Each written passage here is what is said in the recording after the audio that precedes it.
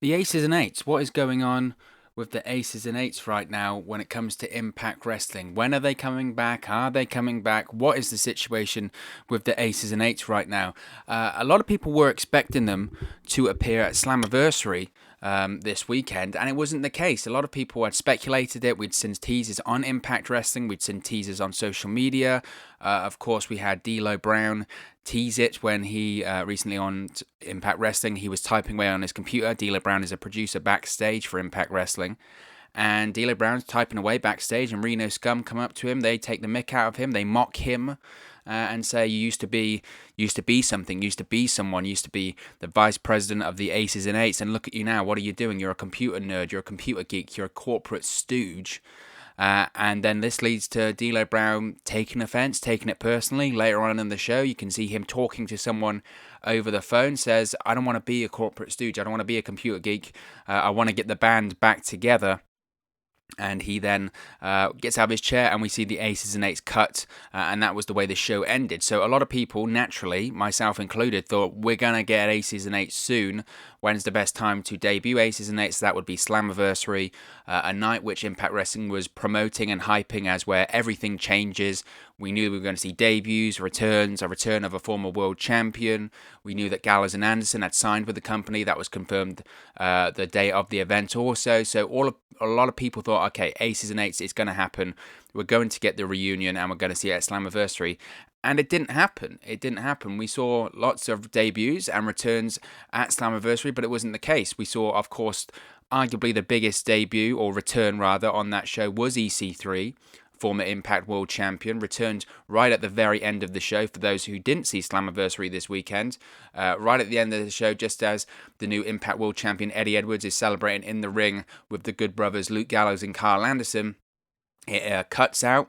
We see the EC3 logo that EC3 has recently been using on social media. We see him in the room in which he's been cutting all of these vignettes, all of these promos on social media, whether it's about AEW, whether it's about Ring of Honor, whether it's about controlling your narrative or the narrative and all of that stuff. We see EC3, he turns around, shows his face, looks pretty damn angry, and then throws a glass into the wall and smashes, and that was the end of Slammiversary. So a lot of people are saying, okay, EC3, Impact Wrestling, let's go.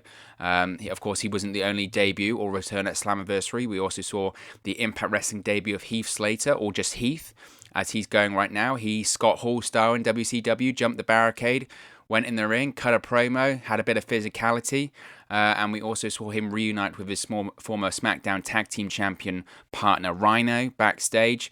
But unfortunately, they stated on Impact Wrestling or during the program that Heath Slater hasn't signed with the company. He called himself a free agent. So Impact executive Scott D'Amore bumps into them backstage, says because of the pandemic, because of health and safety, you can't be here. And Heath Slater was kicked out of the arena there in Nashville. Of course, Heath Slater has signed with Impact Wrestling. Before any of you get worried, this isn't a situation whereby he's on a handshake deal or a per deal contract or anything like that. He has signed with the company. They released a press release explaining that he was one of these new free agent signings. So he made his debut with the company and is going to be seen going forward. We also saw the return of the Motor City Machine Guns at Slammiversary. They were the ones to answer the open challenge of the Rascals. Chris Sabin and Alex Shelley back together in Impact Wrestling once again, and they also interrupted the North after the North defended their Impact World Tag Team Championships against Ken Shamrock and Sami Callihan, challenging them, or not really challenging them, informing them rather, that they would be facing the North this coming Tuesday on Impact Wrestling on Access TV. So it was great to see the Motor City Machine Guns back. We also saw the return of Eric Young to Impact Wrestling. It had been teased we were going to see Eric Young. We'd seen a few vignettes and a few subtle teasers that we were going to see Super Eric back in Impact Wrestling, Eric Young's alter ego from Impact Wrestling back in 2007 and 2008, but it wasn't the version of Eric Young that returned. Eric Young came out before the main event kicked off. Rich Swann was the mystery fourth addition to that match, but Eric Young also came out and announced the match would now be a five-way, and he was going to be the new Impact World Champion. He didn't win the match, he wasn't successful, but he made a hell of an impact and looked to have kicked off a feud against Rich Swann, which I think I'm really interested in. I thought the angle was done really, really well by Eric Young there and Rich Swann, so interested to see where that plays off. Eric Young was the crazed sanity version of Eric Young. And we also saw, of course, the Good Brothers make their Impact debut, Luke Gallows and Karl Anderson. We knew that they had signed with the company at midnight on Saturday. Impact Wrestling announced that Gallows and Anderson had officially signed contracts. They were now officially free agents. Their WWE non-compete clause had expired, and they had signed on the dotted line with Impact Wrestling. As was speculated, everyone knew this. It was the worst kept secret in professional wrestling. But again, both of them, not so much Karl Anderson, but Luke Gallows, of course, was an original member of the Aces and Eights. Karl Anderson has ties with factions, specifically Bullet Club, and you can argue that Bullet Club was influenced by the likes of Aces and Eights. So a lot of people thought, okay, Gallows and Anderson, they're going to be part of the reformation of Aces and Eights.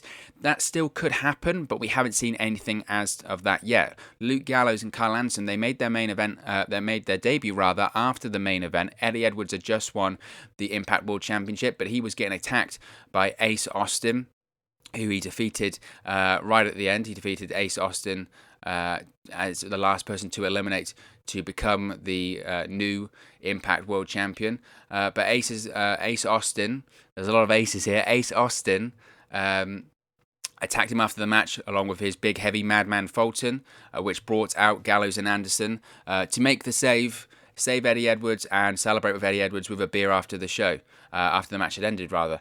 That wasn't the original plan for Slammiversary. Reports have come out since then that the original plan for Gallows and Anderson's debut at Slammiversary was to actually take out the former Impact World Champion Tessa Blanchard. Now, we don't know if Tessa Blanchard, what the deal was going to be with her with Slammiversary. I guess with the original plans was for Tessa Blanchard to retain the Impact World Championship. Her contract was expiring. It didn't look like she was going to re-sign, so I'm not sure how accurate those reports are. But of course, Tessa Blanchard is no longer with the company. She got terminated. She wasn't going to sign a contract extension anyway. The relationship between her and Impact was fizzling out towards the end, so she was let go, and that's why we got a vacant championship. But the plan was for Gallows and Anderson to take Tessa Blanchard out. Maybe that was going to be part of the formation or the return of Aces and Eights. Now, after all those returns, a lot of people were surprised that we didn't get Aces and Eights at Slammiversary. A lot of people expected that, and probably you can say that a lot of people were looking forward to seeing Aces and Eights at Slammiversary.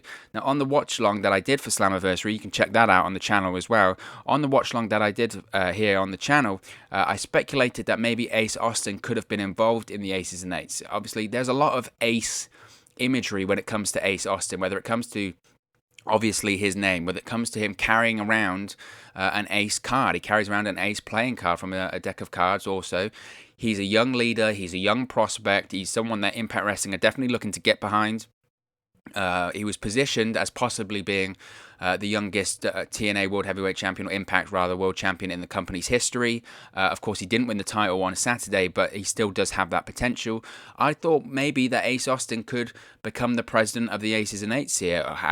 What better person to lead an Aces and Eights faction than Ace himself, right? It makes a lot of sense in the world, but that didn't happen. Luke Gallows and Karl Anderson, of course, were the ones to attack Ace Austin. Before they did, when they were sort of facing off with Ace Austin and Madman Fulton, again, I was discussing, are we going to have Luke Gallows and Karl Anderson join forces with Ace Austin and Madman Fulton to sort of kick off this Aces and Eights reunion? That didn't happen. As I mentioned, the original plan for Gallows and Anderson was to take out Tessa Blanchard. That didn't happen as well. So obviously plans change when it comes to professional wrestling. But I think this is really important to say here, I don't think plans have changed when it comes to Aces and Eights returning to Impact Wrestling. I think that's the concern with a lot of people here. A lot of people are concerned, does this mean Aces and Eights aren't coming back? Has that plan been changed? Has something, I don't know, altered? What's going on? And I think the most important way to look at this is that we know that Impact Wrestling are bringing back aspects of TNA. That's a given, that's been confirmed, and that has happened. And the way to look at that is the TNA There's No Place Like Home event that was scheduled to happen in April of this year. Now, if you're not aware of this, Impact Wrestling announced an event during WrestleMania weekend in Orlando that was going to be a throwback event called TNA There's No Place Like Home. And they had numerous former TNA stars that they were going to have back in the event. They were going to have numerous gimmicks to have back in the event. One such gimmick that they were going to have in the event was the Aces and Eights. It was going to be D'Lo Brown and Mr. Anderson, Ken Anderson, returning as the Aces and Eights, both former vice presidents of the Aces and Eights. Of course, the event didn't happen because of the pandemic, it was cancelled, and a lot of people thought, oh, that's a shame. We were really going to enjoy the throwback element of TNA there that Impact Wrestling was providing. But if you look at what's happened over the last couple of months, a lot of things that were scheduled to happen at that TNA There's No Place Like Home event have happened in Impact Wrestling anyway.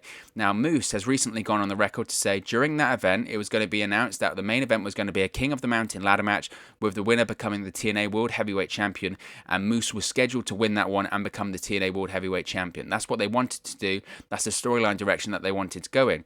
Obviously, they couldn't do the show, so they couldn't do the match. But they still wanted to do the storyline of Moose becoming the TNA World Heavyweight Champion, and that's what they've done. Instead, Moose has just come out on TV and said, you know what? I'm the TNA World Heavyweight Champion. That's it. So that leads a lot of hope when it comes to other things that were scheduled for that show. Alex Shelley had come out and said that the plan was for the TNA There's No Place Like Home event in April was to do a Motor City Machine Guns reunion. Chris Sabin was already announced for the event. We didn't know that Alex Shelley was going to appear there, but he confirmed it was in the plans. It was going to happen. We were going to see a surprise reunion at that event. What happens this Saturday at Slammiversary? We have the Rascals Open Challenge. Who answers it? The Motor City Machine Guns. Why? Because it was already planned back in April.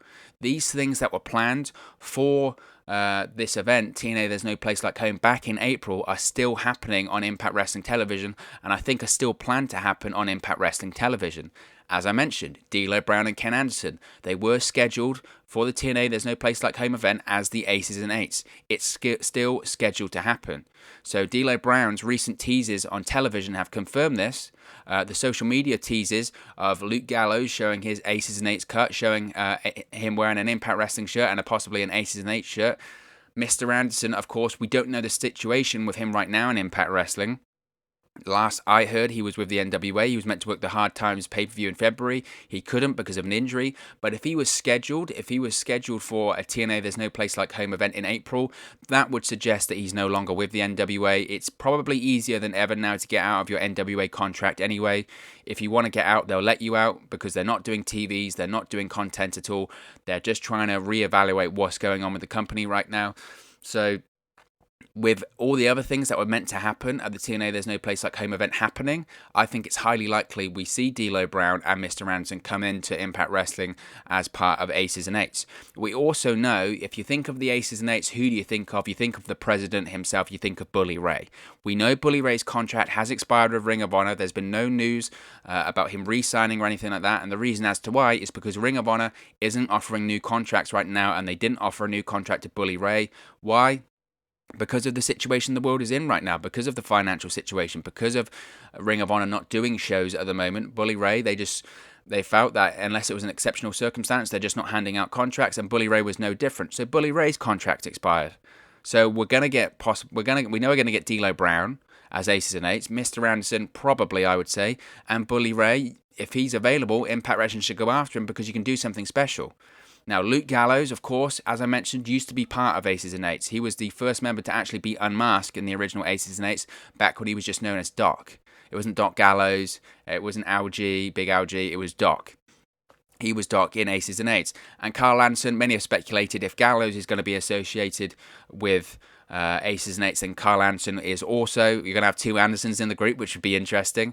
But Karl Anderson, of course, was the leader of Bullet Club in Japan after Prince Devitt left, so it's a natural fit for him to be a part of Aces and Eights. Now, some people will say, well, why didn't that happen then at Slammiversary? Why didn't we see Gallows and Anderson reveal themselves to be part of Aces and Eights at Slammiversary? And I think there's a really simple reason as to this. There were so many surprises on that show. I mentioned them earlier. EC3, Heath Slater, the Motor City Machine Guns, Eric Young, the Good Brothers. We even had Rich Swann make his return to in-ring action. There were so many surprises at Slammiversary. There was so much going on that to me it doesn't make a lot of sense to waste it on one show. Now, people will respond to that to say, well, arguably the biggest audience that Impact Wrestling would have been at Slammiversary at the weekend. And that's maybe true. But you think of the momentum that's heading in to Tuesday's show, it makes sense for them to save a lot of things for that show also. Why waste everything on one show? Why throw everything at the wall and see what sticks? Why not plan it out? Why not be a bit more strategic about it? And why not plan this story out so it's more satisfying for the consumer to watch? that makes the most sense to me. I don't know why you would waste all of these surprises on one show. So in a way, whilst it was disappointing that the Aces and Eights didn't show up at Slammiversary, if anything, it's maybe a good thing because they can have their spotlight on Tuesday night or something like that. It's important for Impact Wrestling at this point. Saturday was such a successful show. Impact Wrestling and Slammiversary were trending #1 in America, and they were trending worldwide. Not #1 worldwide, but they were trending worldwide. When is the last time that happened to Impact Wrestling? Or ever, to be honest, and for positive reasons. This didn't have any controversies. It was trending because it was a good show. People were interested in the product. People were interested in the debuts. People were interested in the returns. People wanted to watch Impact Wrestling. How often have we said that? The product has been good for a couple of years now, but people were talking about it. I don't think I've ever seen my timeline as full as it was at the weekend about Impact Wrestling news and Impact Wrestling events. So there's a lot of momentum with the company right now. So it's important that they don't just stop at that event at Slammiversary. It's important that they keep this momentum going. Keep people watching the show. Keep people watching Impact Wrestling. So how do you do that? You keep it moving to Tuesday. Tuesday, Impact Wrestling on Access TV is going to be a huge show for the company. An absolutely huge show for the company.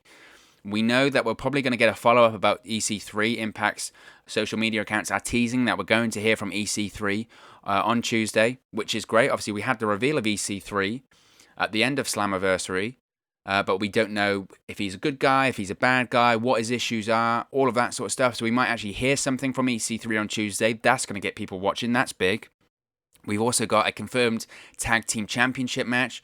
We've got the North defending against the Motor City Machine Guns, Chris Sabin and Alex Shelley, which to me is just a dream match.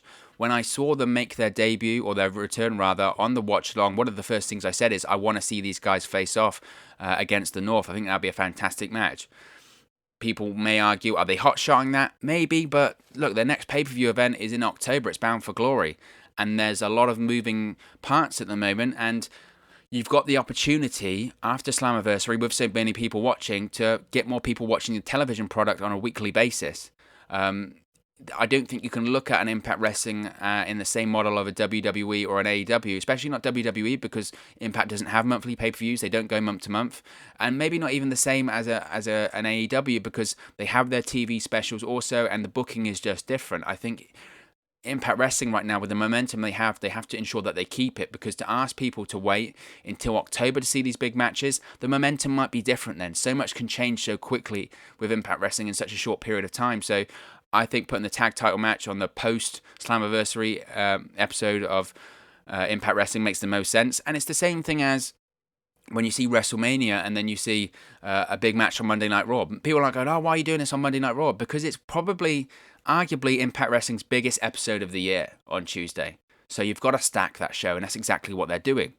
We're going to see Gallows and Anderson, the Good Brothers, once again. They're going to make their Impact Wrestling TV debut. Now, are they going to be in a match? Are they going to be in a segment? Are they going to be in a promo? They celebrated at the end of Slammiversary with Eddie Edwards. We don't know the relationship between them and EC3. EC3 looked pretty damn angry to see Gallows and Anderson there. Maybe they're going to have a confrontation. People are interested to see what they do.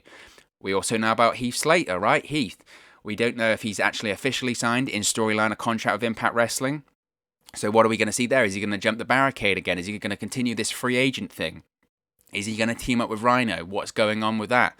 And also, what's going on with the Rich Swann, Eric Young situation? Because that angle was arguably my favourite angle from Slammiversary at the weekend. Obviously, the debuts and the returns were fantastic, but I think the best wrestling angle on that show was Eric Young and Rich Swann. I thought the aggression, the craziness that Eric Young showed, the attack on the ankle, the way Rich Swann sold the ankle, all of it, the way that Don Callis sold it on commentary, it was just fantastic. So we're going to see a next chapter of that. We're going to probably see Eric Young doing even more crazy stuff and so much more. We've got a new Knockouts champion. We've got a new X Division champion. There is so much going on that Tuesday is, like I said, their biggest television episode of the year, probably will have the most people watching, so they've got to stack that show. And a bit like with a Monday Night Raw, the post-Mania Monday Night Raw, you always have a big angle on that show because you know that's going to be the time which the most people are watching your product, so you need to go off the air with a bang and get people hooked and get people watching. How do you do that? That's when you return Aces and Eights then. We know they're coming back. D'Lo Brown has teased it. Every other tease that they have done Impact Wrestling, they have followed through on. Nothing has been a red herring. Nothing has been teased it and don't deliver. The only red herring maybe was the Super Eric vignettes and promos. But that even confirmed that Eric Young was coming back. It just wasn't in that character. That's as close to a red herring as we've got. I don't think D'Lo Brown is going to say, I want to get the band back together, and then we never hear anything again. I think they're going to follow through on this. I think this has been mapped out. So it's not an if, it's a when. It's just a matter of time. And I mentioned, perhaps we've said about D'Lo Brown getting the band back together, who that entails, that can be up for speculation. We've done videos on that, whether it is Mr. Anderson, whether it is Luke Gallows and Karl Anderson, whether it is Bully Ray as the president coming back, whether it is Wes Briscoe coming back to the company, who knows?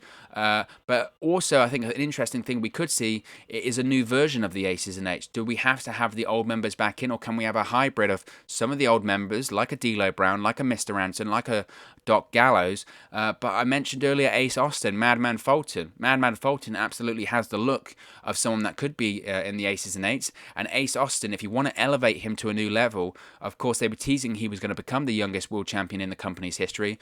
Talk about elevating him to a new level. Make him the president of the Aces and Eights. Make him the head of this new faction, or the returning faction. It's got a lot of name to it, and it makes sense, in my opinion, to have someone like Ace Austin maybe be the president. I know some people will say, wow, Bully Ray's the only president for me. He's the one closely associated with Aces and Eights. He's the one that makes the most sense. That probably is true, but maybe Bully Ray doesn't want to come back. We know he's available, but it's a case of whether they can get the deal done or not. And Ace Austin, it just works. It's in his name. He's got the tattoos of an ace card on him. I teased that I think a really good angle would be he's always got the ace card in his hand or up his sleeve. Perhaps he takes it out, but it isn't the traditional ace card that he had. It's the dead man's hand associated with the Aces and Eights, and that's how he reveals that he indeed is the new president of the Aces and Eights, and that is the reveal there. We saw at the end of Slammiversary that the Good Brothers are with Eddie Edwards. We don't know if that's a stable, we don't know if that's a partnership, or that was just the Good Brothers helping Eddie Edwards out after he won the Impact World Championship. They celebrated after Slammiversary with a beer. Maybe the Good Brothers and Eddie Edwards could be the Aces and Eights. Why does the Aces and Eights have to be a heel faction? A lot of people want it to come back. A lot of people are interested to see it come back and thought it was a pretty cool group. Perhaps the Aces and Eights can be a babyface faction. We never truly saw the old NWO as a babyface group, maybe with the Wolfpack. And I'm not comparing Aces and Eights to the level of the NWO before you get angry with me with that one. But I'm just saying, perhaps we always associate the Aces and Eights with as a heel group. Why can't they just be a cool babyface group? People are interested and want to see them back. Maybe they can be babyfaces. We saw that at the end of Slammiversary, EC3, of course, was the one to end the show, and we don't know his relationship with Gallows and Anderson. He looked pretty angry that Gallows and Anderson had stolen his spotlight or something like that. Could we see an EC3 stable? I'm going to do a video about this possibly tomorrow, but there's talk of an EC3 stable. He's mentioned, or they mentioned in the promo for Slammiversary, that a former world champion would be returning and bringing friends with him. You could look into that so many ways. The former world champion, was it Chris Sabin returning? Was it Eric Young returning? They mentioned about bringing friends with him. Do they just mean the sort of collective, there are going to be other debuts and returns of the company? Or do they really mean that EC3 is the one to return to the company and he's going to be bringing friends with him and having a stable?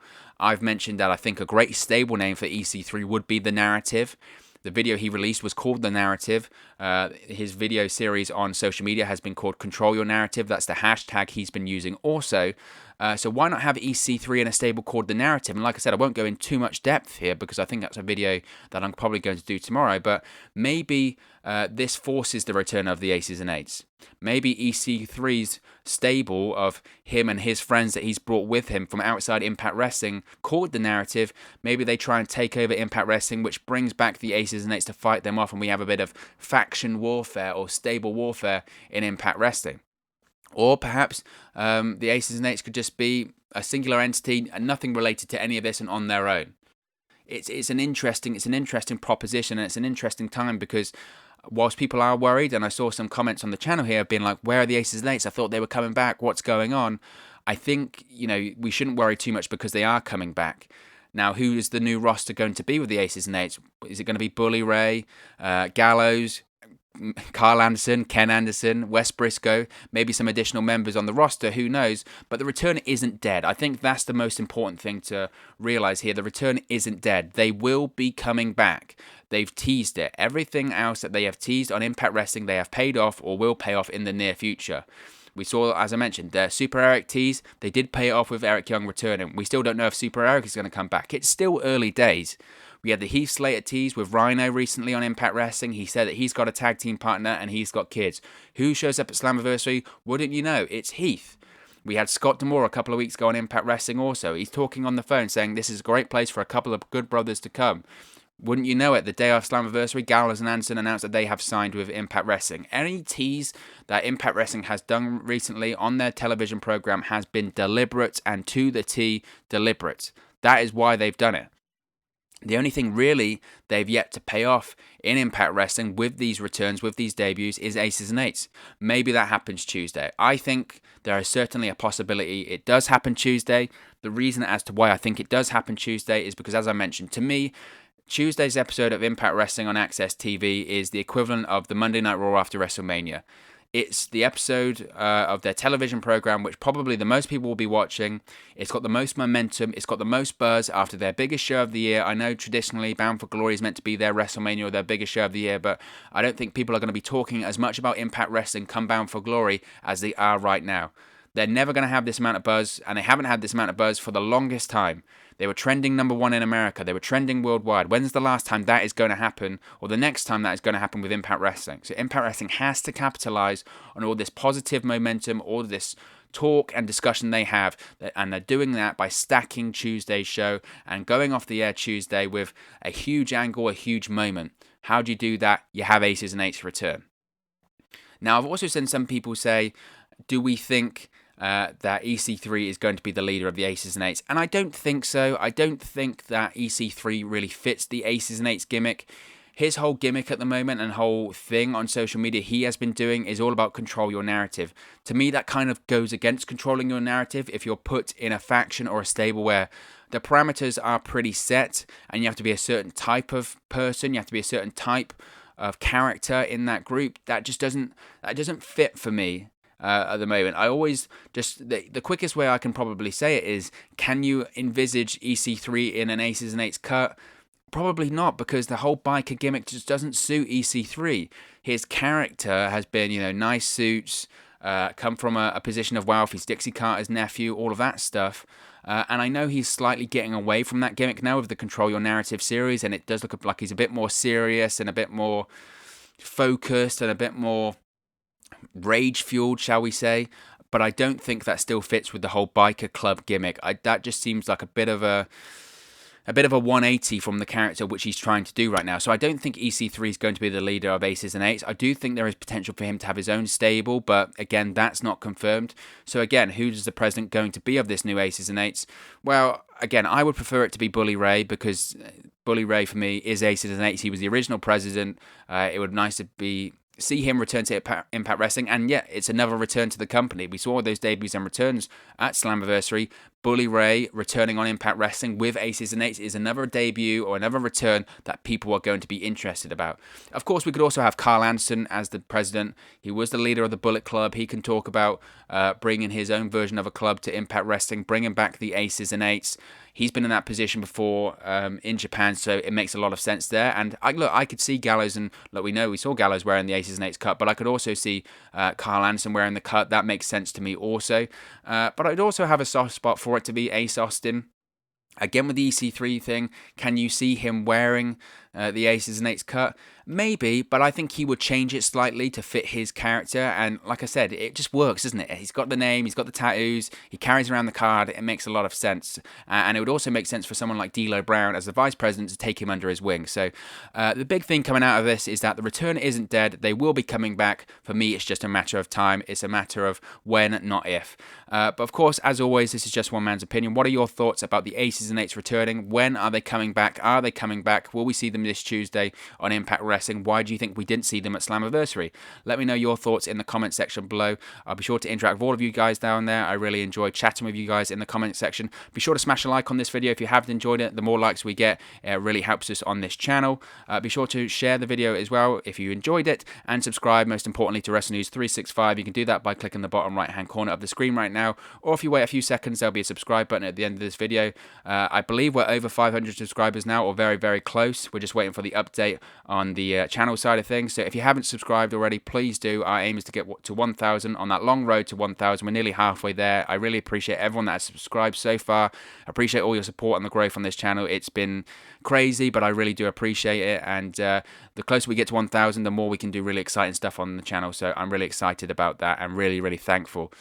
Be sure to also follow us on our social media platforms. They're on the screen right now.